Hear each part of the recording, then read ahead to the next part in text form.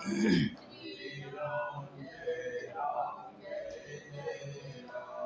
राम जय जय राम। श्री राम जय जय राम।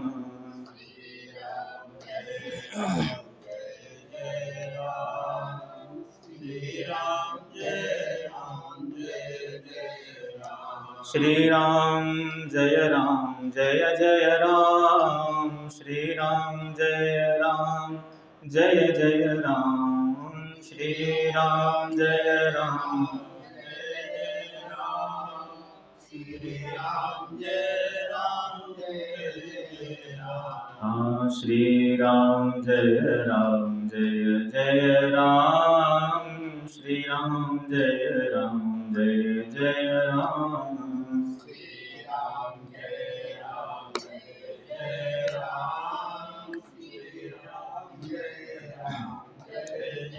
बोले वृंदावन बिहारी लाल की। श्रीमद् भागवत महापुराण की। राधा कृष्ण भगवान की। उमापति महादेव की। भक्त बलवंत हनुमंत लाल की। नमः पार्वती पतये हर हर महादेव शंभो। परम मंगल में अकारण करुणा बड़ वाले भक्तवांछा कल्पतरु तड़ित विरंदि पीताम्बरधारी श्री बाल कृष्णलाल की वांगमय प्रतिमूर्ति शब्दमय प्रतिमूर्ति श्रीमद् भागवत महापुराण। भगवान श्री हरि की विशेष कृपा और करुणा से हम सभी लोगों को श्रीमद् भागवत कथा के माध्यम से सत्संग प्राप्त हो रहा है। कल हम सब लोगों ने बड़े आराम से प्रेम से श्री प्रहलाद जी का चरित्र सुना, जिसमें इस बात को दिखाया गया कि यदि अपने ठाकुर जी पर अपने भगवान पर भरोसा हो तो भगवान हर तरह से भक्त की रक्षा करने आते ही आते हैं। एक कहावत है कि भगवान के यहाँ देर है पर अंधेर नहीं है। तो विलंब भले हो जाए और आपका विश्वास पक्का है, आपका सबकी श्रद्धा पक्की है, तो ठाकुर जी जरूर आपकी रक्षा करने किसी न किसी रूप में जरूर आते हैं। जैसे प्रहलाद जी की रक्षा करने के लिए नरसिंह बन करके आए, उसी तरह से जब हमें भी संकट आते हैं, दुख पड़ते हैं, हम पुकारते हैं भगवान को, तो किसी न किसी रूप में भगवान हमारी रक्षा करने सहायता करने अवश्य ही आते हैं। इसके बाद श्री सुखदेव जी महाराज ने वर्णाश्रम धर्म की व्यवस्था बताई। 4 वर्ण हैं, ब्राह्मण क्षत्रिय वैश्य और शूद्र। उसके बाद 4 ही आश्रम हैं, ब्रह्मचर्य, गृहस्थ, वानप्रस्थ और संन्यास। इन 4 आश्रमों के बारे में बड़े विस्तार से चर्चा करी थी सुखदेव जी महाराज ने। अब हम 8वें स्कंद में प्रवेश करते हैं, जिसमें मनवंतरों की कथा आती है। कितने मनवंतर हैं इस ब्रह्मांड में, किस तरह से इसकी रचना हुई है हर तरह की। तो कहते हैं कि भैया 4 युग होते हैं, सतयुग, त्रेता, द्वापर और कलयुग। ये 4 युग जो है, जब 1,000 बार बीत जाते हैं, चारों युग कितनी बार? 1,000 बार जब बीत जाते हैं, तब ब्रह्मा जी का एक दिन होता है। चारों युग 1,000 बार जब बीत जाते हैं, तो ब्रह्मा जी का एक दिन होता है। और ब्रह्मा जी के एक दिन में 14 मनवंतर होते हैं। कितने होते हैं? 14 मनवंतर। उनके नाम दिए हैं यहाँ पर। स्वयंभू, स्वरोचिष, औत्तम, तामस, रैवत, चाक्षुष, वैवस्वत, सावरणी, दक्ष सावरणी, ब्रह्म सावरणी, धर्म सावरणी, रुद्र सावरणी, देव सावरणी और इंद्र सावरणी। ये 14 मनवंतर है। तो ब्रह्मा जी के एक दिन में 14 मनवंतर बीत जाते हैं। इस तरह से देखिए, सतयुग की आयु 17 लाख कुछ वर्ष है, और उसके बाद त्रेता की 12 लाख कुछ वर्ष है, और द्वापर की 8 लाख कुछ वर्ष आयु है, और एक कलयुग की कितनी है? 4,32,000। इस तरह से जोड़ लें, ब्रह्मा जी का एक दिन में 14 मनवंतर बीतते हैं। इस तरह से ब्रह्मा जी की 100 वर्ष की आयु है। जब 100 वर्ष ब्रह्मा जी के पूर्ण होते हैं, तब महाप्रलय होता है। लोग कहते हैं महाराज एक बार कलयुग जाएगा तो महाप्रलय हो जाएगा, ऐसा नहीं होता है। जब कलयुग खत्म होगा जो है तो 12 दिन तक लगातार उस पर वर्षा होगी पृथ्वी पर। सारी पृथ्वी जो है जलमग्न हो जाएगी। सतयुग शुरू होने से पहले सारी पृथ्वी एकदम जलमग्न हो जाएगी, कुछ स्थल कहीं रहेगा नहीं। 12 दिनों के बाद 12 सूर्य एक साथ उदय होते हैं, क्योंकि कोई जीवन तो रहेगा नहीं, पानी पानी रहता है। 12 दिनों तक 12 सूर्य जो है एक साथ उदय होते हैं, तब सारी पृथ्वी के जल को सूख करके फिर जो है सतयुग का प्रारंभ वहाँ से शुरू होता है। इस तरह से जो है संसार का एक चलना जो प्रक्रिया लगी रहती है कि कलयुग के बाद फिर सतयुग, सतयुग त्रेता, द्वापर, कलयुग, फिर कलयुग, फिर सतयुग, इस तरीके से परंपरा चलती रहती है। और कहते हैं एक बार भगवान श्रीमन नारायण ने, और हर मनवंतर में भगवान का अवतार होता है, 3 मनवंतर होते हैं, प्रत्येक मनवंतर में ठाकुर जी का अवतार होता ही होता है। एक बार भगवान श्री हरि ने चाक्षुष मनवंतर में श्री हरि अवतार लेकर के गज और ग्रह की रक्षा करी है। सुखदेव जी कहते हैं एक गज हाथी, बदमस्त हाथी, जो जंगलों में बड़े प्रेम से रहता था अपने झुग्गुल के साथ, अपने परिवार के साथ, एक दिन जल क्रीड़ा करने के लिए नदी में प्रवेश कर गया। और जब प्रवेश किया नदी में तो पहले तो अपने परिवार को खूब नहलाया, अपने बच्चों को खूब नहलाया, पत्नी को खूब नहलाया, खूब जल क्रीड़ा करी खेल खेल में। लेकिन उसी पानी के अंदर एक मगर रहता था, और उस मगर ने उस हाथी का पैर पकड़ लिया। घर के परिवार के लोगों ने सूंड में सूंड बांध करके खींचने का बहुत प्रयास किया, क्योंकि हाथी को लगा कि हमारे सामने ये मगर क्या करेगा। हाथी का बल भाई कहाँ, बड़े बड़े वृक्षों को उखाड़ के फेंक दे, और उसके सामने ये मगर की क्या औकात है कि हमें पकड़ लेगा। लेकिन मगर महाविशाल, उससे भी अधिक शक्तिशाली। हाथी 10 हाथ आगे लेकर के आए पानी से, तो महाराज 20 हाथ लेके चला जाए पीछे उसको। ऐसे चलता रहा, सारे परिवार के लोग प्रयास करते रहे। अंत में सब लोग भाग के बोले महाराज आना है तो आओ, या तो वहीं पड़े रहो, हमारे बस का नहीं है, भूखे थोड़ी मरना आपके चक्कर में। जब सारे परिवार के लोग चले गए छोड़ छोड़ करके, तब उस हाथी को संसार का जो स्वरूप था वो स्वरूप पता लग गया। क्या कि प्रीतम जान लियो मन माही, अपने सुख से ही जग बांधो, को काहू करना। अपने ही सुख से सारा संसार बंधा हुआ है। जिन संबंधों में हम देखते हैं कि ये हमारे बड़े प्रिय हैं, पत्नी बड़ा प्रेम करती है, बच्चे बड़ा प्रेम करते हैं, जरा उनके मतलब के आप ना रहो तब भी वो प्रेम लग दिखे तो बड़ी बात है। जब तक संसार से हमारा मतलब है तब तक संसार हमें प्रेम करता है, हमें लाइक करता है। लेकिन जहाँ हमारा मतलब सिद्ध भैया, जहाँ तक कोई किसी मतलब के नहीं रह गया ये, तो जहाँ पर उनसे कोई बात न चीज कुछ नहीं होता है। उसी तरह से हाथी ने संसार के स्वरूप को जान लिया, भैया सब अपने अपने सुख से ही लगे हुए हैं। कि सुख में आन सब ही मिल बैठे, रहत चहूं दिस घेरे, विपत पड़ी सब ही संग छाड़त, को न आवत नेर। जब हमारे पास धन था, हमारे पास बल था, तो सभी लोग घेरे रहते थे, भैया और क्या हाल चाल है बताओ। लेकिन जहाँ असहाय भय, जहाँ दुख पड़ा, तो को न आवत नेर, कोई व्यक्ति हमारे पास आता ही नहीं है। ये संसार का स्वरूप है। और संसार के स्वरूप को जान करके हाथी ने कहा, सब तरफ से मन हटा करके उसने एक भगवान को ही पुकारा है। और हाथी की ऐसी गजराज ऐसी स्तुति कर रहा है जिसमें किसी देवता का नाम नहीं ले रहा है। ओम नमो भगवते तस्मै एतच्चिदात्मकं पुरुषायादिबीजाय परेशाधि धीमहि। अब सब लोग सोच रहे हैं ये प्रार्थना तो कर रहा है पर किसी की स्तुति नहीं कर रहा है, और ये किसी देवता का नाम नहीं लिया है। ब्रह्मा जी कह रहे हैं मेरा नाम लिया तो मैं बचाने काहे के लिए जाऊँ। सूरज चंद्र इंद्र कह रहे हैं कि हमारा नाम भी नहीं लिया तो हम काहे के लिए जाए बचाने। भाई नाम लेके स्तुति करे तब तो हम जाए बचाने, जब नाम ही नहीं लिया हमारा तो कैसे बचाओ हम जाके।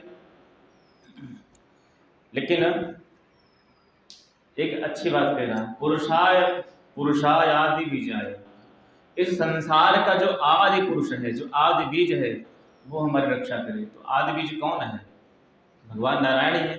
तो जो किसी की स्तुति नहीं, भगवान ने कहा जो किसी की नहीं वो हमारी, इसलिए ठाकुर जी ने उस स्तुति को मान लिया अपनी मान करके, और भगवान बचाने के लिए हाथी को दौड़े। कहते तिल भर सून रहो जब ऊपर तब हरि नाम पुकारो।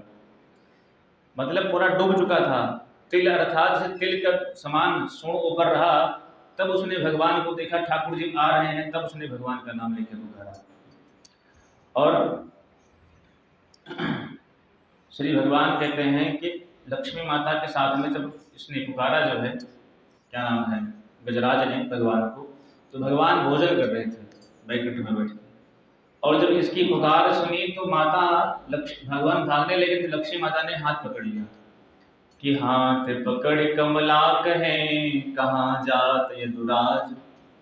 तो हाथों कमला ने सुनी थी सुनी गजराज। भगवान इतनी विकट इतनी जोर से भागे कि हाथी का केवल हाथ सुन पाई लक्ष्मी माता। जब तक भगवान थी बोले तब तक पहुंच गई रक्षा करने, इतनी तीव्र गई थी हाथी। और तुरंत भगवान ने सबसे पहले क्या किया, सबसे पहले जो ग्राह था, जो मगर था, उसका उद्धार किया है, बाद में हाथी का उद्धार किया। किसी ने पूछा भाई पहले हाथी का कल्याण करना था, जो ग्राह था मगर था उसका बाद में करते, पहले हाथी का करते। तो भगवान ने कहा कि जिस व्यक्ति ने मुझे पकड़ रखा है, जिसने मुझे पकड़ रखा है उसका तो कल्याण सब निश्चित ही है, वो तो कल्याण उसका होगा ही, पर जिसने मेरे भक्त को पकड़ रखा है पहले मैं उसका कल्याण करता हूँ। तो हाथी भगवान का भक्त है, और भगवान के भक्त का चरण जिसने पकड़ा है, मगर ने पकड़ा है, इसलिए पहले मगर का कल्याण हुआ, और भगवान ने उस गजराज का भी उद्धार कर दिया और मगर का भी उद्धार कर दिया। बोले भक्तवत्सल भगवान की। इसका थोड़ा आध्यात्मिक अर्थ समझ लें, हाथी कौन है, समुद्र क्या है। देखिए जीव जो है ना, संसार समुद्र में आया है और अपने घर परिवार संबंधों में ही फंसा हुआ है, ठीक है। मगर कौन है? बोले ये काल गणना ही, समय ही मगर है। और उस समय हाथी के चरणों को मगर ने पकड़ा था, आज भी हमारे और आपके चरणों को मगर ने पकड़ा है। कैसे? किसी ने कहा भैया बड़ी सुंदर कथा हो रही है आश्रम में, चलो सुनाए। महाराज इच्छा तो हमारी होती है मगर नहीं पकड़ा है, मगर ने चरण तो पकड़ा है। इच्छा तो हमारी होती है मगर क्या करे, ये काम है। ये मगर उस समय भी पकड़ा था पैर हाथी का, और आज हम समस्त जीवों का मगर नहीं पैर पकड़ा है। कभी किसी काम के बहाने से पकड़ता है तो कभी किसी काम के बहाने पकड़ता है।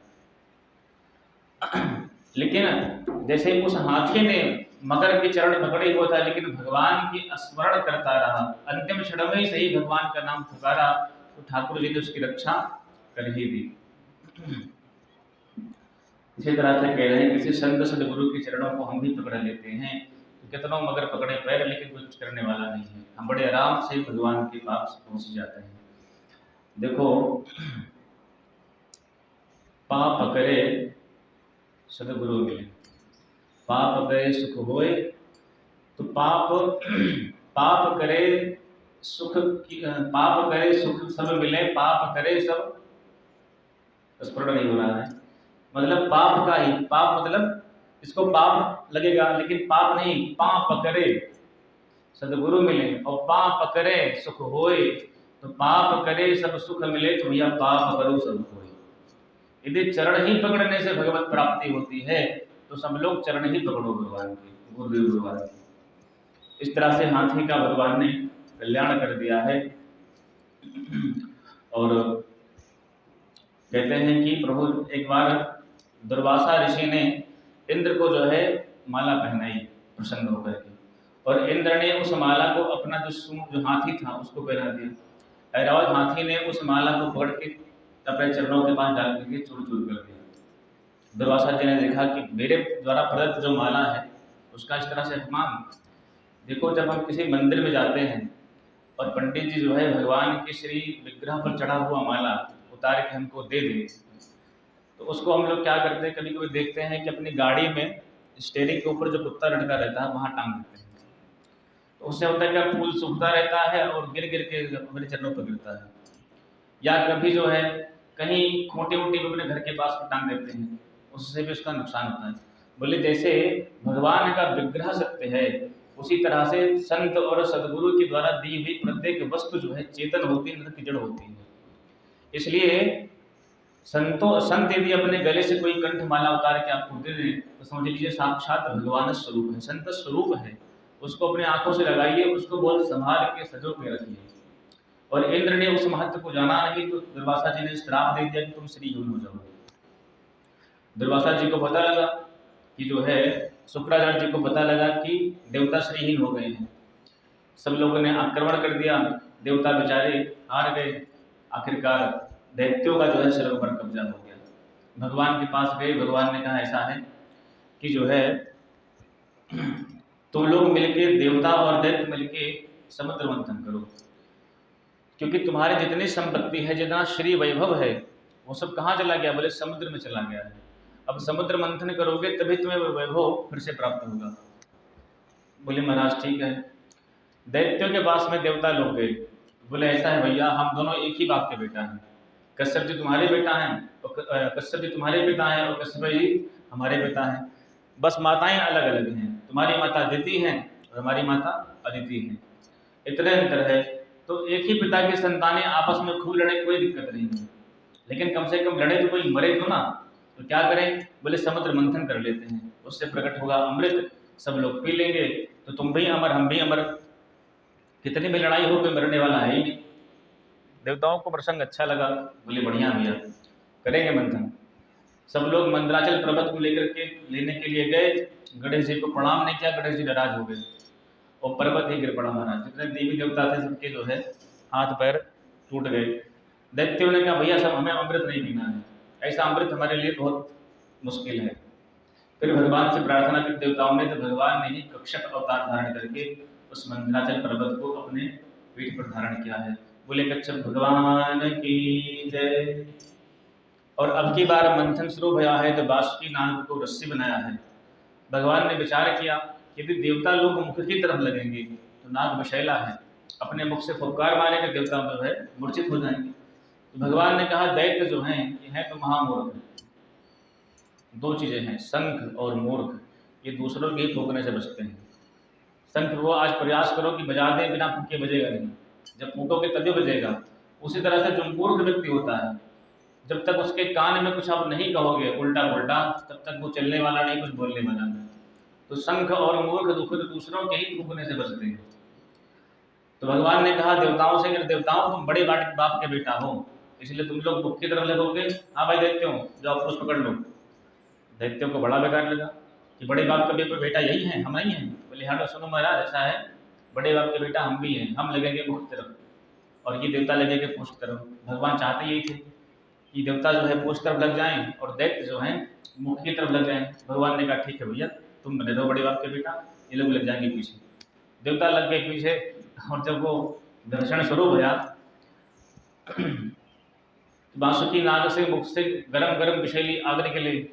अब सारे दैत्य जो है बार बार उसको जब आग निकलती है जब उसको सूंघेंगे तो भाई बेहोश होंगे ही, गिर पड़े और सोचने लगे कि हे भगवान अच्छी खासी जो है उस तरफ लग रहे थे, खामा खा बड़े बाप के बेटा भर के मुसीबत मोल ले ली हमने। समुद्र मंथन भया सबसे पहले निकला है विष हलान,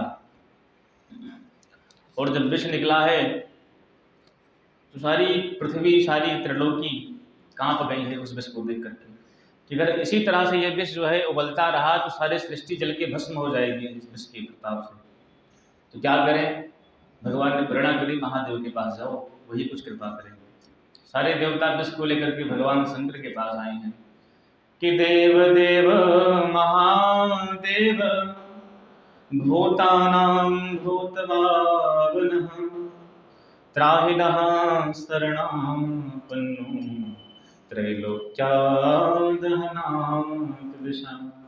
हे भूत भावन भोलेनाथ, आप ही इस त्रिलोकी को बचा सकते हैं इस विष से, इसलिए कृपा करके आप इस विष का पान कर लेंगे।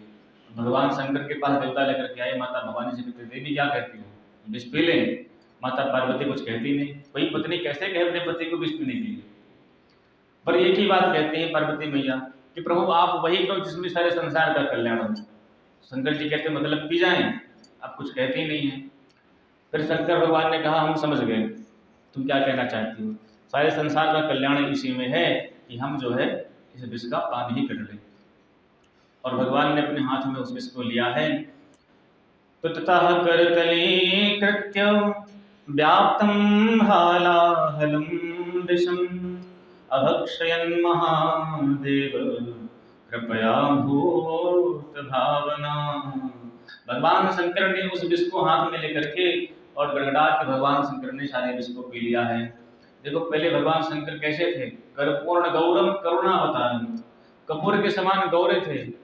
लेकिन उस विष को जब भगवान शंकर पीने लगे तो विचार किया हृदय में तो बेटे राम जी बैठे हुए हैं, और यदि हृदय में राम जी हैं मैं विष पीऊंगा तो उनको बड़ा कष्ट होगा, तो क्या करें। बोले एक काम करता हूँ। उस विष को भगवान शंकर ने राग बोल के खोला। जब राग हम बोलते तो मुंह खुल जाता है, आप बोले रा तो राग खुल जाता है, मुंह खुला, और माँ कहने पर मुख बंद हो जाता है। तो शंकर जी ने विचार किया कि रा बोला तो मुख खुला और माँ बोल के मुख बंद कर लिया, अंदर प्रवेश होने नहीं दिया। उस विष को अपने कंठ पर ही धारण कर लिया, इसलिए शंकर जी का नाम पड़ गया नीलकंठ। बोले नीलकंठ महादेव की जय हो। एक बात है कि जिस व्यक्ति के अंदर जो भरा होता है ना वही निकलता है। किसी के अंदर कोई व्यक्ति प्याज खा के बैठा हुआ है तो उसकी भाषा बोली अगर आप बात करोगे तो उसके मुख से प्याज की दुर्गंध आती है। कोई लहसुन खा के बैठा है तो लहसुन की दुर्गंध उसके मुख से आती ही आती है। कोई शराब पी के बैठा है, पान पुकार खा के बैठा है, तो जो चीज खाए रहेगा उसके अंदर से वैसी ही दुर्गंध आती है। लेकिन विचित्र बात यह है कि शंकर जी ने विष पिया है, लेकिन शंकर जी के मुख से विष नहीं निकलता है। जब बोलते हैं तो अमृत बोलते हैं। ये प्रभाव किसका है? शंकर जी कहते हैं भैया मेरा प्रभाव नहीं है, ये मेरे प्रभु के नाम का प्रभाव है। क्योंकि जिसके ऊपर भगवान की कृपा होती है वो विष भी उनके लिए गरल सुधा जब करहि मिताई और गोपद सिंधु अनल सिधलाई।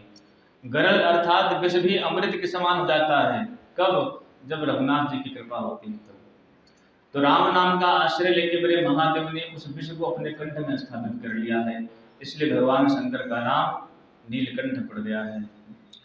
और गोस्वामी जी तो कहते हैं कि नाम प्रभाव जान शिवनी को कालकूट फल दीन। नाम के प्रभाव को जान करके शंकर जी ने उस कालकूट विष को अपने आप को दे दिया। और जो व्यक्ति जो भक्त भगवान के नाम के प्रभाव को जान जाते हैं उसके ऊपर संसार का विषय काम नहीं करता है। मीराबाई को राणा जी ने विष दिया, पूरा विष पी लिया, असर भया नहीं भया। कल प्रहलाद जी का आपने चरित्र सुना। प्रहलाद जी के पिता ने जो है प्रहलाद जी को सांप से डसवाने की कोशिश करी, विष भी पिलाया, लेकिन वो विष भी जो मारक था वो तारक बन गया। जिन भीमसेन को भीम जी को कौरवों ने जो है विष के लड्डू खिलाए महाराज ताकि ये मर जाए, लेकिन वही भीम जी जब दोबारा मिले जो है तो 10,000 हाथियों का बल लेके मिले। ये सब किसकी कृपा से भैया? क्या इंसान के अपने बल पर था? ठाकुर जी की कृपा पर ही संभव था। तो जहाँ पे कृपा राम के हुई तहाँ पे कृपा करे सब कोई।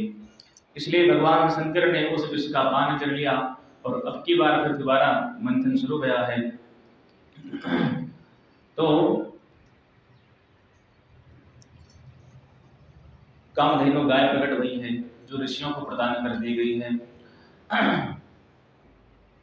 मदिरा उत्पन्न भया है जिसको दैत्यों ने ले लिया है। उसके बाद क्या बोलते हैं, ये कामधेनु गाय के बाद में प्रकट भई, उच्चश्रवा घोड़ा प्रकट हुआ, उसको राजा बलि ने लिया है।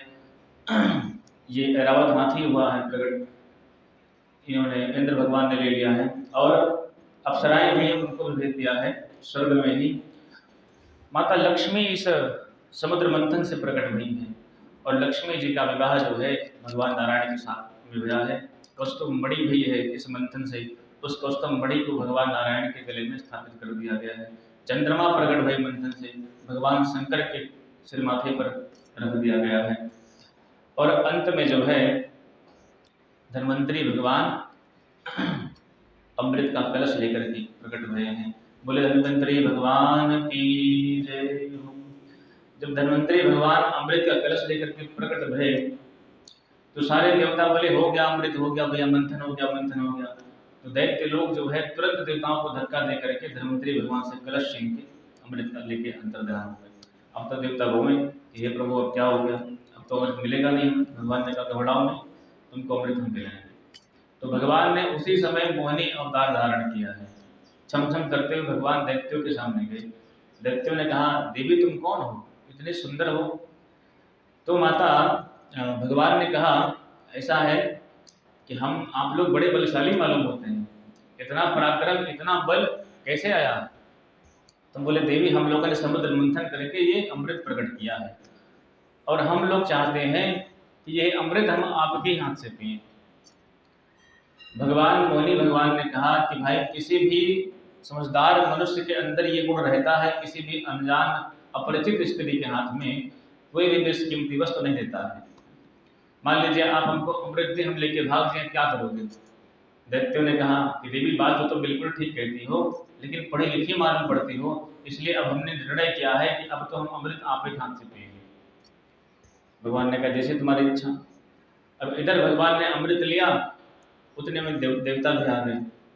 तो देवताओं ने कहा देवी इनको कभी मत पिलाना, ये हमारे दुश्मन है, सौतेले भाई हैं, इनको बिल्कुल मत देना अमृत। तो मोहिनी भगवान ने कहा हम देख रहे हैं कि इसके नीचे गाढ़ा गाढ़ा है और पतला पतला सब ऊपर है, यदि आप कहो तो जो पतला पतला है पिला दे इनको, और गाढ़ा गाढ़ा बढ़ा जो माल माल है वो आपको पिलाएंगे। देवताओं ने कहा हाँ ये बात बढ़िया है, झगड़ा भी नहीं होगा। तो बोले ठीक है एक लाइन में बैठ जाओ। एक लाइन में देवता बैठ गए और एक लाइन में दैत्य बैठ गए महाराज। अब भगवान नारायण ने मोहिनी भगवान ने देवताओं से कहा हाँ भैया चलो निकालो अंजलि पीना शुरू करो। सब लोगों ने मुख के पास लगाई अंजलि, भगवान ने पिलाना शुरू कर दिया। और जब पिलाना शुरू किया तो स्वरभान नाम का एक दैत्य था, समझदार था, उसको शंका हो गई कि कुछ तो गड़बड़ है, दाल में काला है कुछ। और सूर्य और चंद्र के बीच में जाकर के देवता बन के बैठ गया। और जब बैठ गया तो भगवान ने उसको भी पिला ही दिया। लेकिन जब पी लिया तो सूर्य चंद्र ने इशारा किया प्रभु देवता नहीं दैत्य है। भगवान ने चक्र से जो है उसके गले को सर को धड़ से अलग कर दिया। लेकिन अमृत तो पी ही चुका था तो मरता कैसे, इसलिए ऊपर का जो भाग था सिर वो राहु बन गया, नीचे का केतु बन गया। जो दैत्य थे वो देवता बन गए महाराज। आज भी नवग्रह में उनकी भी पूजा होती है। तो इस तरह से भगवान ने देवताओं को जो है बढ़िया सुंदर अमृत पिलाया और भगवान पिला करके अंतर्ध्यान हो गए। सारे दैत्य बोले ए भैया वो देवी जी कहाँ गई। अब देवी जी दिखाई ना पड़े और अमृत कहाँ गया। जब देखा सारे देवता पेट पर हाथ फेरते डकार लेते हुए खड़े हो गए। सब लोगों ने कहा मुझे लगता है देवी जी थी नहीं था, मतलब वो छलिया विष्णु ही मोहिनी बन के आया, हम सबको छल के चला गया महाराज। अब सब लोगों ने कहा अरे ये देवता बड़े दुष्ट हैं, इन लोगों ने हमारे साथ छल किया है, मारो मारो भागो भागो। बड़ा प्रयास किया, न कोई मार पाया न कुछ कर पाया। बड़ा विकट देवासुर संग्राम हुआ है, देवता विजयी हुए हैं और दैत्य सारे मारे गए हैं। लेकिन शुक्राचार्य जी महाराज ने संजीवनी विद्या के माध्यम से सारे देवताओं को दैत्यों को जीवित कर लिया है। बोले गुरुदेव हम तो मर गए थे लेकिन आपकी कृपा से हम सब लोग जीवित हो गए। अब ऐसा कुछ बताओ, हम लोगों ने अमृत तो पिया नहीं है, लेकिन ऐसा कोई उपाय बताओ जिससे हमारी जो अंदर की जो भावनाएं हैं वो सही हो जाए और हमें स्वर्ग का जो सिंहासन है वो प्राप्त हो जाए। शुक्राचार्य जी ने कहा भाई स्वर्ग के सिंहासन को प्राप्त करना है तो एक ही काम है, क्या, गौ माता की और ब्राह्मणों की मन लगा के सेवा करो। जितना गौ और ब्राह्मणों की सेवा करोगे उतना ही तुम वर्चस्वशाली समाज में ऊंचा तुम्हारा नाम पद होगा। बोले जवाब दिया गुरु जी। बलि ने महाराज खूब गौ सेवा करी, खूब ब्राह्मणों की सेवा करी, रोज मालपुआ रबड़ी खूब घटाए महाराज। यदि उनका पूजन करे, डेली प्रणाम करे, ब्राह्मण लोग प्रसन्न हो गए। बोले बलि हम तुमको अपने तपोबल से तुमको एक ऐसा रथ देते हैं जिस रथ पर तुम बैठोगे तो त्रिलोकी में तुम्हारा कोई सामना करने वाला नहीं है। उस रथ को ब्राह्मणों ने दिया, आशीर्वाद दिया कि तुम्हें कोई पराजित कर सकता नहीं है। देवताओं पर आक्रमण किया तो सारे देवता भागते नजर आए।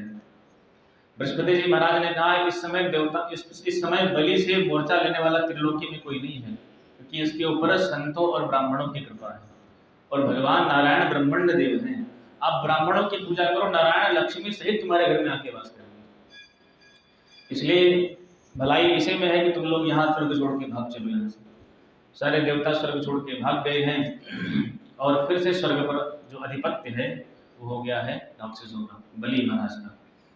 शुक्राचार्य जी ने कहा देखो भाई, कुर्सी तो मिल गई है, पर एक बार लोकसभा में बहुमत साबित हो जाए, फिर प्रधानमंत्री परमानेंट तुम ही रहोगे। 400 पार हो जाए उसके बाद देखिए क्या होता है। तो बोले क्या करें गुरु जी? बोले अश्वमेध यज्ञ करो। बोले ठीक है। 99 अश्वमेध यज्ञ किए थे। यज्ञ करना नर्मदा नदी के तट पर जो है बलि ने प्रारंभ किया है। अब इधर जो अदिति मैया है वो दुखी है कि हमारे पुत्र ने क्या बिगाड़ा है, इस तरह से जो है इधर उधर भटकते रहते हैं, बड़ा कष्ट रहता है। तब कश्यप जी ने कहा देवी तुम फागुन के महीने में 12 दिन का पयोव्रत करो। पयोव्रत अर्थात दूध पी के ही 12 दिन तक रहा जाता है, इसको पयोव्रत कहते हैं। भगवान नारायण की उपासना की जाती है 12 दिन तक, उससे भगवान प्रसन्न होंगे, तुम्हारा कल्याण होगा। बोले ठीक है। अब वो पयोव्रत जो है माता अदिति ने किया, तो भगवान नारायण ने उनको स्वप्न में दर्शन दिया, देवी मैं तुम्हारे घर पुत्र बन के आने वाला हूँ। तब भगवान नारायण ही बामन के रूप में जो है प्रकट भए हैं कि तम बटम बामनम दृष्ट्वा मोदमानमहर्षयः कर्माणि कारयामासु पुरस्कृत्य प्रजापति। बोले वामन भगवान की जय। कहते कालांतर में भाद्रपद शुक्ल द्वादशी के दिन अभिजित मुहूर्त में मध्याह्न में ठीक 12 बजे भगवान वामन का प्रादुर्भाव हुआ है। एक संत ने बड़ा सुंदर गाया है कि वामन रूप बनायो हरि ने आज, वामन रूप बनायो, वामन रूप बनायो हरि ने आज, वामन रूप बनायो। दर्शन दीने मात अतिथि को, दर्शन दीने मात अतिथि को, कश्यप मन अति भायो हरि ने आज, वामन रूप बनायो, वामन रूप बनायो हरि ने आज, वामन रूप बनायो। परमानंद भयो संतन मन, परमानंद भयो संतन मन, अति उत्साह दिखायो हरि ने आज, वामन रूप बनायो, वामन रूप बनायो हरि ने आज, वामन रूप बनायो। माता अदिति को दिव्य पयोव्रत से, माता अदिति को दिव्य पयोव्रत से, पूर्ण परम फल पायो हरि ने आज, वामन रूप बनायो, वामन रूप बनायो हरि ने आज, वामन रूप बनायो। बोले वामन भगवान की। बड़ा सुंदर भगवान वामन का रूप वर्णन किया है। यज्ञोपवीत संस्कार हुआ है। श्री पृथ्वी मैया ने खड़ाऊ दिया है, माता गायत्री ने रुद्राक्ष की माला दी है, आकाश ने छाता दिया है, और श्री अन्नपूर्णा मैया ने भिक्षा के लिए करपात्र दिया है। सबने कुछ ना कुछ दिया है। अपनी माता से भिक्षा मांग करके गुरुदेव बृहस्पति महाराज को देने लगे हैं भिक्षा। तो बृहस्पति जी ने कहा मुझे एक छोटी सी भिक्षा से संतुष्टि नहीं होगी, तो क्या करें गुरुदेव बताओ? बोले तुम जो है जाओ राजा बलि के यहाँ और तीनों लोग की भिक्षा ला करके हमारी झोली में डालो, तब हम संतुष्ट होंगे। बोले गुरु जी आप तो प्रसन्न हो जाओ, हम तीनों लोग की भिक्षा ला के आपके चरणों में डाल देंगे। बोले ठीक है। बलि के दरवाजे पर भगवान वामन अंगुल के चटपट चटपट करते हुए खड़ा पहुंच गए। बलि ने देखा तो खड़ा हो गया महाराज। बोला स्वागतम ते नमस्तुभ्यं ब्रह्मन् किं करवामते, ब्रह्मर्षीणां तपः साक्षात् मन्ये त्वारिव पुरुधनम्। कहते महाराज आपको मेरा बार-बार प्रणाम है। स्वागतम ते नमस्तुभ्यम ब्रह्मण्य किम करवाते। ऐसा लग रहा है कि आज हमारे घर साक्षात तपस्या शरीर धारण करके आ गई है। आज लग रहा है कि हमारे पूर्वजों की हुई तपस्या का आज फल मिलने वाला है। भगवान आप बताएं हम आपको क्या दें। मेरा पता नहीं क्यों मन करता है कि आज अपना सर्वस्व ये बलि आप पर निछावर कर दे।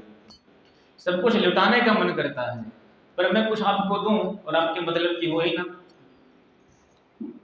इसलिए आप अपने मुख से कुछ मांग लीजिए। आप जो मांगोगे महाराज मैं वही दूंगा। आपको धन चाहिए, मैं आपको राजकोष में अपने खड़ा करकर जितना धन चाहिए उतना दे दीजिए। जमीन चाहिए बताइए, जितनी जमीन चाहिए बता दीजिए, हम उतनी जमीन आपको दे देंगे। और आपका विवाह नहीं भया है तो बढ़िया ब्राह्मण कन्या देखो महाराज, एकदम आपके समान बौनी होगी, वो भी सुंदर जोड़ी बना के आपके विवाह करवा देंगे। पर आप कुछ बोलो अपने मुख से। भगवान वामन ने कहा कि आप बलि हैं? बोले हाँ महाराज हम बलि ही हैं। बोले वाह राजन, जैसा मैंने नाम सुना था वैसा ही आपका स्वरूप दिख रहा है। आपके पूर्वजों ने थे ना हिरण्यकशिपु और हिरण्याक्ष, वो भगवान नारायण उनको परीक्षा लेने के लिए आए और बोले हमें तुम्हारे प्राण चाहिए। उन्होंने कहा पहले क्यों नहीं बताया था। भगवान की भक्ति के लिए अपने सर्वस्व अपने प्राणों को भी हिरण्याक्ष और हिरण्यकशिपु ने निछावर कर दिया। महाराज उनके बेटा थे विरोचन, इतने बड़े ब्राह्मण भक्त कि ब्राह्मणों के लिए सर्वस्व अपना लुटा दिया, ब्राह्मणों की रक्षा के लिए। और आप में भी वो गुण दिखाई पड़ रहे हैं, आप किसी से कम नहीं महाराज। बलि ने कहा भाई देखो, देखने में तो तुम बावन बलान के हो, लेकिन बात करते हमारे पूर्वजों की। बोले ऐसी बात है कि अब बात न बनाओ, अब आप बताओ मांगना क्या है। बोले राजन हमारी तो संतोषी ब्राह्मण, हम तो कुछ लेते देते हैं नहीं। बलि ने कहा महाराज क्षमा करना, ब्राह्मण का बालक किसी के दरवाजे पर बिना मतलब के कभी जाता ही नहीं है, इसलिए आप यहाँ आए हो तो कोई मतलब होगा तभी आए हो। तो बताओ किस मतलब से आए हो। भगवान वामन ने कहा देखो बलि, अपने राम बड़े संतोषी हैं। किसी व्यक्ति से एक गांव मांगो तो 10 की इच्छा होती है, इसलिए अपने राम ने सोच रखा है ना किसी से लेना ना किसी को देना, जो ठाकुर जी की कृपा से मिल जाएगा उसी में हम प्रसन्न रहेंगे। बोले सो तो बात ठीक है, पर मेरी इच्छा होती है कि आपको हम दें। जब बहुत बार कहा कि आप कुछ मांगिए मांगिए, तब भगवान वामन ने कहा राजन मेरा अपना नियम में कुछ लेता नहीं हूँ और तुम बिना दिए रह सकते नहीं, तो बीच का रास्ता निकालते हैं। ठीक है महाराज क्या रास्ता है। बोले पदानी तृण दैत्येन्द्र समितानी पदाम, मेरे चरण कमलों से 3 पद भूमि नाप के आप हमको दे दीजिए। बलि ने कहा सुनो महाराज, जैसे आपने बात तो करी बुजुर्गों वाली, लेकिन मांगने के समय आपकी बुद्धि झलक में आ गई। जैसे आप बामन होना वैसे बुद्धि भी आपकी छोटी है। त्रिलोकी की राजा के सामने खड़े होकर 3 पग भूमि मुझे अपने चरणों से मांग रहे हो, कितने बड़े आपके चरण ही हैं और कितनी भूमि है। बोले कुछ भी हो, संतोखम परम सुखम, हमें बस 3 ही चाहिए बाकी नहीं चाहिए। तो बोले भैया ऐसा कुछ करो, कुछ और मांग लीजिए, सोच के मांगो, फिर से मांगो, मैं आपको फिर से मौका देता हूँ, क्योंकि मेरे सामने जिसने मांगा उसको दोबारा फिर किसी से मांगने की आवश्यकता नहीं पड़ी, इसलिए आप फिर से विचार करके फिर से मांगिए। भगवान वामन ने कहा देखो बलि, मांगते बार बार वो है जिन्हें कुछ चाहिए होता है, हमें कुछ चाहिए नहीं है। ये तो हम तुम्हारा मन रखने के लिए 3 पग भूमि मांग रहे हैं और तुम्हारे देने की इच्छा नहीं है, तो ये भी रख लो, हम चाहिए ही नहीं। जब इस तरह भगवान ने कहा तो बोले नहीं महाराज, आप नाराज मत होइए, आपको जहाँ अच्छा लगता है आप अपने चरणों से नाप के ले लीजिए। तो बोले ठीक है, कमंडल लाओ, संकल्प करो। बोले हे प्रभु ऐसी गलती ना कराओ, हम आपको 3 पग भूमि संकल्प करेंगे। लोग पूछे क्या संकल्प कर रहे हो, हम कहेंगे इस ब्राह्मण को 3 चरण भूमि संकल्प कर रहा हूँ। तो कम से कम अपना न सही हमारा ध्यान रखो कि हम कितने बड़े आदमी हैं, और हमारे संकल्प का भी ख्याल रखो। भगवान वामन ने कहा भैया पक्का बैनामा कराएंगे, कच्चा नहीं। संकल्प मतलब पक्का बैनामा हो गया तुम्हारे नाम। अब पता लगे आज हम 3 पग भूमि मांग लें और कल कोई आके कब्जा कर ले वहाँ पे, ये भूमि हमारी है, छोड़ो यहाँ से, तो कहाँ भागेंगे। इसलिए बैनामा कर दो, हमारे नाम रजिस्ट्री होगी तभी हम लेंगे। तो बोले ठीक है। जैसे ही क्या बोलते हैं महाराज बलि ने कमंडल उठाया है तो तुरंत दुर्वासा जी की भ्रुकुटी टेढ़ी हो गई। बोले ये ब्राह्मण जो है दिखता तो बामन है, आज से पहले ना तो कभी इसको यहाँ पर देखा ना सुना, और ये जो है संकल्प पर बड़ा जोर दे रहा है कि संकल्प करो, पर ये है कौन, आया कहाँ से, जरा देखे तो सही। तुरंत श्री दुर्वासा जी ने ध्यान लगाया है शुक्राचार्य जी ने, और ध्यान लगाते ही पहचानेंगे कि कौन है। तुरंत बलि का हाथ पकड़ लिया, बलि सावधान, ध्यान से देखो कौन है। बोले गुरुदेव कौन है? ये वामन भगवान है। बोले ना वामन है ना त्रिपन है। बोले फिर कौन है? बोले एष वै रोचने साक्षात भगवान विष्णुरव्ययः कश्यपा अदितिर्जातो देवानां कार्य साधकः। बोले एष वै रोचने साक्षात, अरे विरोचन नंदन, साक्षात भगवान नारायण हैं, जो मोहिनी रूप धर के तुम लोग छिलके गए थे, वही नारायण आज तुम्हारे सामने तीन वामन बन के खड़ा हुआ है। तुम 3 पग भूमि मांगोगे, मांगा इन्होंने, संकल्प करोगे, 2 चरण में 14 भुवनों को नाप लेंगे, तीसरा चरण तुम्हारे पास होगा नहीं और तुमको दर्द में गिरना पड़ेगा। इसलिए साफ मना कर दो, हमने कोई देने देने की बात की ही नहीं है। अब तो बलि चक्कर में पड़ गए कि क्या करें, गुरुजी मना कर रहे हैं और हमारे कुल पुरोहित हैं भाई, अब अगर हम इनकी बात मानेंगे तो अपना दिया हुआ वचन में भूल जाऊंगा। बोले गुरुदेव कैसी बात करते हैं, 3 घंटे बुद्धि लगा करके तो मैंने इस ब्राह्मण को राजी किया मांगने के लिए, और आप कह रहे मना कर दो।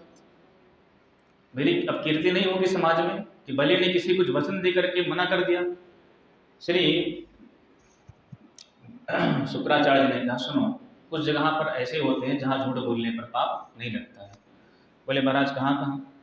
बोले स्त्री सो नरम विवाहे च भृत्यरथे प्राण संकटे गुरु ब्रह्मणार्थ हिंसायाम नानृतम स्याजुगुप्सितम। बोले स्त्री सु, माताओं बहनों से कभी कोई बात विशेष गंभीर है और उसको छुपाने की बात हो, यदि मैं इनसे बता दूंगा जो है तो बात सारे समाज में उजागर हो जाएगी। तो उनसे छुपाने में सिर्फ एक बार की छूटे, बार बार की नहीं। कोई विशेष बात हो उसको छुपाने में कोई दोष नहीं लगता है, झूठ बोलने में कोई दोष नहीं लगता है। और नर्म विवाह, हास परिहास में, शादी विवाह में एक आध छोटी मोटी बात बढ़ा चढ़ा के बताना हो तो उसमें कोई दोष नहीं लगता है। और वृत्ति प्राण संकटे, हमारा व्यापार नष्ट होने वाला हो और हम ये जानते हैं कि हमने सत्य बोला तो सारा कारोबार, सारी घर परिवार आ जाएगा रोड पर। एक बार झूठ बोल के यदि इस परिवार को बचाने की बात आवे तो एक बार झूठ बोल के अपने परिवार को बचा सकते हैं, एक बार की छूट है। और गौ ब्रह्मणार्थे हिंसायाम, गाय और ब्राह्मण की हिंसा के लिए एक बार नहीं 1000 बार झूठ बोलना पड़े तो कोई पाप नहीं लगता है। इसलिए नानृतम स्याजुगुप्सितम, आप मना कर दो साफ साफ, मैंने कुछ कहा ही नहीं है। बोले गुरुजी हम तो कर सकते नहीं, क्योंकि इतनी बुद्धि लगाई तब हमने जा करके इसकी मति में मांगने के लिए प्रेरणा उत्पन्न करी। गुरुजी ने श्राप दे दिया कि तुम मेरी बात नहीं मानते हो तो मेरा श्राप है, जाओ तुम श्रीहीन हो जाओगे। बोले गुरुजी आप ही सोचो ना, दाता एक राम, भिखारी सारी दुनिया। जो भगवान राम के सामने सारी दुनिया भीख मांगती है, जात कुजात भय मंगता, आज वही भगवान मेरे द्वार पर खड़े हैं और मुझसे मांग रहे हैं। तो कितना बड़ा सौभाग्यशाली ये बलि, जिसके सामने सारा संसार मांगता है, आज वो संसार का देने वाला दाता मेरे सामने खड़ा है मांगने, तो मैं दूं तो क्या ना दूं। बोले गुरुजी आपको अच्छा लगे चाहे बुरा लगे, पर मैं तो दे के ही रहूंगा। गुरुजी चले गए हैं और बलि ने संकल्प कर दिया है। और जब बलि ने संकल्प किया है तो उस कमंडल के छिद्र में कहते हैं कि दुर्वासा जी आकर के बैठ गए हैं, पानी गिराते हैं गिरता ही नहीं। तो ये शुक्राचार्य जी आकर के बैठ गए, पानी गिराते गिरता ही नहीं है। तो भगवान ने कहा महाराज लगता है आपका कमंडल जो है पुराना हो गया है, लाइए इसको हम ठीक कर देते हैं।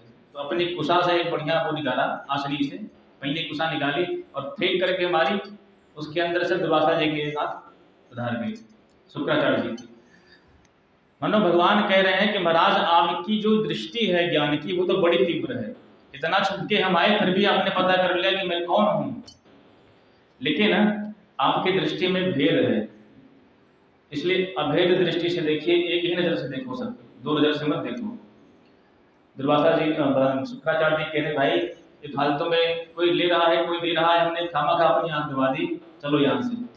3 पर भूमि का संकल्प किया है तो भगवान नापने के समय अपना विराट स्वरूप भगवान ने बना लिया है। तो विराट स्वरूप बना करके 7 लोग ऊपर के नाप लिए एक चरण में और 7 लोग नीचे के नाप लिए एक ही चरण में।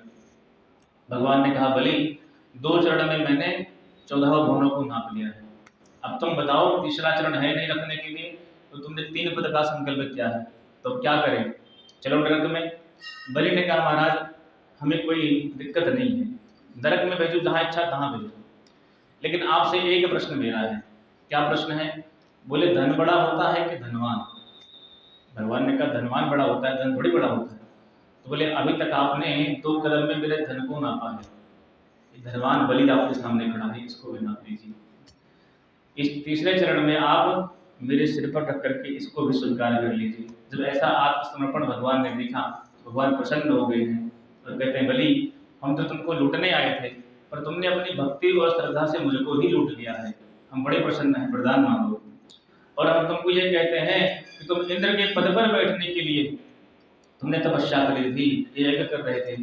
हमारा ये तुमको वचन है, आने वाले मनवंतर में आगामी इंद्र तुम ही होगे, लेकिन तब तक तुम जो है सुतल लोक में निवास करो, जहाँ स्वर्ग से भी अधिक जो है वैभव है, सुख है, संपदा है। बोले जो आज्ञा महाराज, वही वरदान मांगो। बलि ने कहा हम एक चीज चाहते हैं। क्या? आपका ये स्वरूप बड़ा प्यारा लगा हमें। हम चाहते हैं कि ये स्वरूप निरंतर हम जहाँ कहीं भी जाएं, आते जाते हमें दिखाई पड़े। भगवान ने कहा मतलब तुम्हारे हम चौकीदार बन जाए, ये चाहते हो? बोले प्रभु जो कुछ भी है, पर हम ये चाहते हैं कि आते जाते आप ही हमें दिखाई पड़े। भगवान ने कहा ठीक, कोई बात नहीं, हम तुम्हें मिलेंगे। तो जितने दरवाजे थे सुतल लोक में, उन समस्त दरवाजों के पास भगवान ही दरबान बन के खड़े हो गए, अपने भक्त की इच्छा पूर्ण करने के लिए। अब तो भगवान इधर जो है बलि के यहाँ दरबान बन के खड़े हैं। लक्ष्मी माता ढूंढती रहे कि हमारे पतिदेव कहाँ चले गए भाई, इतने दिन हो गए आज तो दिखाई नहीं पड़े। नारद जी नारायण नारायण करके पहुंच गए। बोले नारद जी, आजकल आपके प्रभु का पता लग नहीं रहा है, कहाँ है आजकल, पता है कुछ? तो नारद जी ने सारी खबर जो है बता दी, ऐसी ऐसी बात है, बलि के यहाँ खड़े हुए हैं दरबान बन के। बोले अच्छा, तो कैसे करें? माता लक्ष्मी ने ही सुंदर सा एक कन्या का रूप बनाया है और सुतल लोक में एक स्थान पर जाकर के रो रही थी। बलि रास्ते में मिल गए। बोले देवी काहे के लिए रोती हो, क्या बात है? बोले आज जो है रक्षाबंधन है और हमारे कोई भाई नहीं है, हम चाहते थे राखी बांधना, पर बांधे तो किसको बांधे? बलि ने कहा देखो बहन, मेरे भी कोई बहन नहीं है, तुम्हारे कोई भाई नहीं है, तो आज से हम तुम्हारे भैया, तुम्हारी बहन, तो लाओ मुझे बांध दो राखी। माता लक्ष्मी प्रसन्न हो गई। बोले ठीक है। लक्ष्मी माता ने बलि के हाथों में रक्षा सूत्र अर्थात रक्षाबंधन पे राखी बांधी है। तो बहन को कुछ ना कुछ देते हैं रक्षाबंधन के बाद। तो बोले बलि ने कहा कि बहन तुम बताओ क्या चाहती हो? बोले भैया हमें कुछ नहीं चाहिए, हमें एक इतना बढ़िया भाई मिल गया सुंदर सा, और क्या मांगो, सब कुछ मिल गया। बोले नहीं नहीं, फिर भी मेरी इच्छा होती कि तुम कुछ मांग लो। अच्छा, जब लक्ष्मी माता सुंदर लोक में प्रवेश कर रही थी तो भगवान को देखा, भगवान चौंक के बोले हैं ये देवी जी यहाँ कैसे आ गई? तब भगवान ने समझ गए कि कोई न कोई चाल इनकी जरूर है। लक्ष्मी माता ने कहा भैया हमें तुम्हारा दरबान बड़ा अच्छा लगा है, इसलिए कृपा करके हमें दरबान अपना दे दीजिए। सारा रहस्य जो है बलि समझ गए। बोले देवी जी क्षमा करना, तुम दोनों पति पत्नी महा ठगिया हो। वो आए ठगने के लिए हमको और तुम हमें भाई बना के ठगने चली आई हो। तो भगवान प्रसन्न हो गए। बलि जी ने कहा कि ठीक है, कोई बात नहीं। भगवान एक रूप से जो है बावन बन के बलि के सुतल लोक के दरवाजे पर खड़े हैं और एक रूप से भगवान अपने वैकुंठ धाम में विद्यमान हैं। बोले भक्तवत्सल भगवान की। इस तरह से भगवान ने बलि के मनोरथ को पूर्ण किया है। देखो ठाकुर जी अपने भक्तों की हर तरह से रक्षा करते हैं। हमारा भरोसा हो, हमारा विश्वास हो तो सर्वस्व भगवान अपने भक्त के लिए निछावर करने के लिए तैयार है। जैसे कल आप लोगों ने सुना प्रहलाद जी के प्रसंग में परीक्षित ने कहा कि दैत्यों को मारते हैं, देवताओं को बचाते हैं। तो प्रहलाद जी के ऊपर भगवान ने कितनी कृपा करुणा बरसाई। और 2 भागवत है ना, बताया था मैंने कल आपको, जिसमें 2 भागवत है, दोनों दैत्य कुल के हैं। एक तो बलि महाराज, दूसरे प्रहलाद जी महाराज, और दोनों महाभागवत हैं, भगवान को अच्छे रूप से जानते हैं। तो ठाकुर जी अपने भक्तों के ही आश्रित हर तरह से रहते हैं। कहते हैं कि बलि बांधत प्रभु बाढ़, सोतन बरन न जाय, उभय घरी महादीन सात प्रदक्षिण धाय। भगवान वामन ने जब अपना विराट स्वरूप बनाया तो श्री जो है जामवंत जी महाराज ने उतने स्वरूप में उस पूरे विराट स्वरूप की परिक्रमा 7 बार दी थी। ऐसा भगवान सुंदर का वह विराट स्वरूप। और जब भगवान श्री हरि ने ब्रह्मांड कटा में छेदन भया तो उस ब्रह्मांड कटा से जो जल की धारा निकली, उस जल की धारा को श्री ब्रह्मा जी ने कमंडल से धुल करके अपने कमंडल में भर लिया है। वो जल की धारा कौन है? गंगा जी है। जो ब्रह्मांड, पहले ब्रह्मांड के विवर में गंगा जी छिपी हुई थी, लेकिन जब भगवान ने ब्रह्मांड कटा में अपने चरण के अंगूठे से छेद किया तो उस गंगा की धारा भगवान के चरणों का प्रक्षालन करती हुई ब्रह्मा जी के कमंडल में आई है, और फिर कमंडल से जो है शंकर जी के जटा में आई है, और फिर जटा से कहाँ आई? पृथ्वी लोक पर आई। उस गंगा के 4 भाग कर दिए, चक्षुभद्रा, सीता और अलकनंदा। तो जो अलकनंदा नाम की गंगा है ये हमारी पृथ्वी लोक पर बहती हैं। चक्षुभद्रा और सीता, ये 3 तरह की जो गंगा है ये स्वर्गलोक में आज भी स्थित है। तो हमारे यहाँ जो गंगा है उनका नाम अलकनंदा है। जब केदारनाथ में बाढ़ आई थी तो सर्वाधिक तबाही इसी अलकनंदा नदी ने मचाई थी। कितने लोगों का जय सिया राम कर दिया था महाराज। तो इस तरह से भगवान अपने भक्तों का हर तरह से कल्याण ही करते हैं।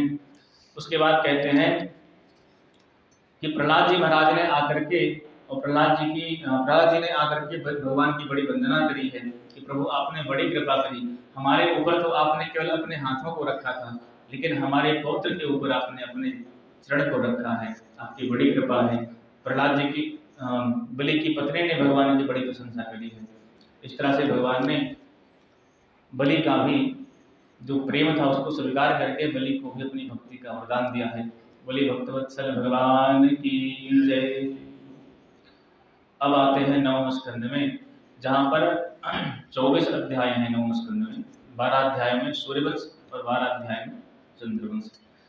तो सूर्यवंश और चंद्रवंश की चर्चा 2 मिनट में हम सुन लेते हैं, 5 मिनट की कथा बची हुई है। उसके बाद 9 बज जाएंगे तो बंद ही करना पड़ेगा, तो सायं सत्र में जो है और चर्चा सुनेंगे। तो सूर्यवंश में अनेकों राजा थे।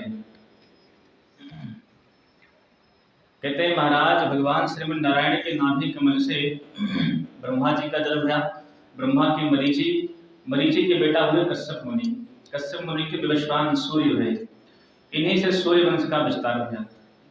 सूर्य के पुत्र हुए श्राद्धदेव मनु। मनु की श्रद्धा नामक पत्नी से कोई संतान नहीं हुई। तो इन्होंने, इनके जो आदि गुरु है वशिष्ठ जी महाराज, इनसे कहा गुरुदेव आप कुछ कृपा करो। वशिष्ठ जी ने यज्ञ कराया है और पुत्रेष्ठी यज्ञ में राजा चाहते थे कि हमारे पुत्र हो जाए और रानी चाहती थी कि हमारे बिटिया हो जाए। मंत्रों को जो ब्राह्मण थे उनको अधिक दक्षिणा का लोभ दिया और ब्राह्मणों ने जो है मंत्र बदल दिया, तो जो पुत्र होना था उनके यहाँ पुत्री हो गई। जब इन्होंने सुना तो बड़े घबराए, बोले गुरुजी गड़बड़ हो गया, अब तो पुत्री होगी, हम तो पुत्र चाहते थे। गुरुजी ने कहा हम क्या करें, तुम दोनों दंपत्ति संजोग ना। बोले महाराज कुछ भी हो आप कृपा करो। तो बोले हम क्या करें, बोले आप कृपा करोगे तो इस बिटिया को ही बेटा बना दो। गुरुदेव भगवान ने वशिष्ठ जी ने कृपा करी और उसी बिटिया को उन्होंने बेटा बना दिया है, जिसको कहते हैं अंशुमान। इस तरह से श्री वशिष्ठ जी महाराज ने आगे जो है सूर्यवंश का विस्तार बया है। तो हम सायं सत्र में सूर्यवंश की चर्चा सुनेंगे और अपने रघुनाथ जी की कुछ यहाँ पर राम जी का प्राकट्य करेंगे। 1 घंटे में 1 घंटे कथा होती है, 1 घंटा सुबह 1 घंटा शाम।